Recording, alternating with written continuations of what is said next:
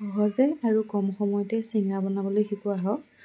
আৰু সকলোলৈকে মোৰ এটা নতুন ভিডিঅ'লৈ স্বাগতম জনাইছোঁ। আৰু যোৱাকালি ল'ৰা ছোৱালীয়ে কিবা এটা সন্ধিয়া খাওঁ বুলি কওঁতে ভাবিলোঁ চিংৰাকে বনাওঁ। আৰু এয়া প্ৰথমে আলুকেইটা কাটি কুকাৰত দি ল'লোঁ আৰু 2টা চিটি মাৰি ল'ম। আনফালে মই এয়া বাতি এটাত মই আটা দি বনাইছোঁ, ময়দা ব্যৱহাৰ কৰা নাই।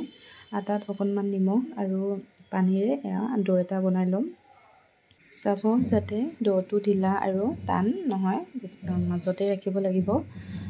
আৰু এইখিনি মই মাৰি অলপ সময়ৰ কাৰণে ৰেষ্ট দিলোঁ। তাৰপিছতে মই নহৰু আদা জলকীয়াখিনি খুন্দনা এটাত থেতেলিয়াই ল'লোঁ। আৰু এইখিনি হয় মানে মোৰ কুকাৰে চিটি ইয়াত মাৰিলেই আৰু আলুৰ বাকলিখিনি গুচাই ল'লোঁ। তাৰপিছতে কেৰাহী এখন গৰম কৰি তেলত পিঁয়াজ দিলোঁ। তাৰপিছতে খুন্দি থোৱা নহৰু আদাৰ পেষ্টটো দিলোঁ।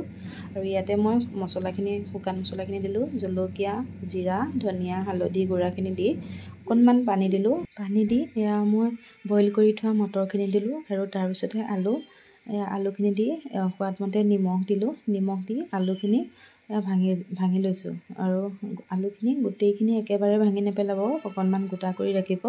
আৰু এইদৰে ইয়াতে মই গৰম মছলা দিলোঁ। গৰম মছলা দি নমাই থ'লোঁ। আৰু আনফালে মই কেৰাহী এখন গৰম হ'বলৈ দিলোঁ।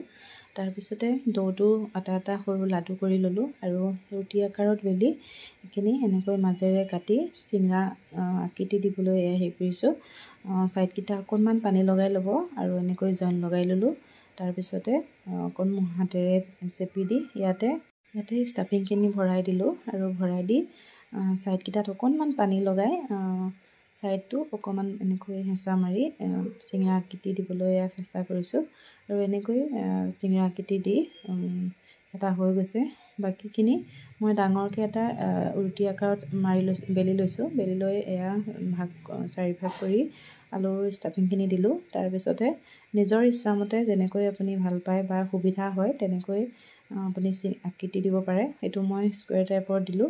আৰু বাকীকেইটা চিংৰা আকৃতি দি তেনেকৈ বনাইছোঁ। যিহেতু বাহিৰত অনা চিংৰা পেটৰ কাৰণে অসুবিধাও হয়, তেলবোৰ পোৰা তেলতে ঘনাই পুৰি তেওঁলোকে বনায় বুলি কয়। গতিকে ঘৰত বনালে সিহঁতৰ পেটৰ অসুবিধাও হোৱাত মানে চান্স কম থাকে। গতিকে ঘৰতে এনেকৈ সহজতে বনাই খুৱাব পাৰি যিহেতু এনেকৈ বনাবলৈ চেষ্টা কৰিলোঁ।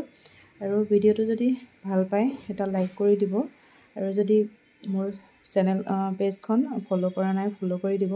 আৰু যদি ইউটিউবত চাই আছে ছাবস্ক্ৰাইব কৰি দিব বুলি আশা কৰিলোঁ। আৰু ভিডিঅ'টো চোৱাৰ বাবে সকলোকে ধন্যবাদ জনালোঁ। আৰু এয়া মোৰ দেখিছেনে চিংৰা এয়া পূৰা হৈছেহিয়ে। জুইটো কমাই ল'ব, যিহেতু বেছিকৈ দিলে মাজৰখিনি পূৰা ভাজা নাযাব আৰু ছাইডৰকেইটা বেছি ৰঙা হৈ যাব। সেই গতিকে অকণমান জুইটো কমাই ল'ব। আৰু মোৰ এয়া চিংৰা ৰেডি। সিহঁতে খাই ভালেই পায় যিহেতু এনেকৈ মই সদায় কম সহজতে বনাবলৈ চেষ্টা কৰোঁ। আৰু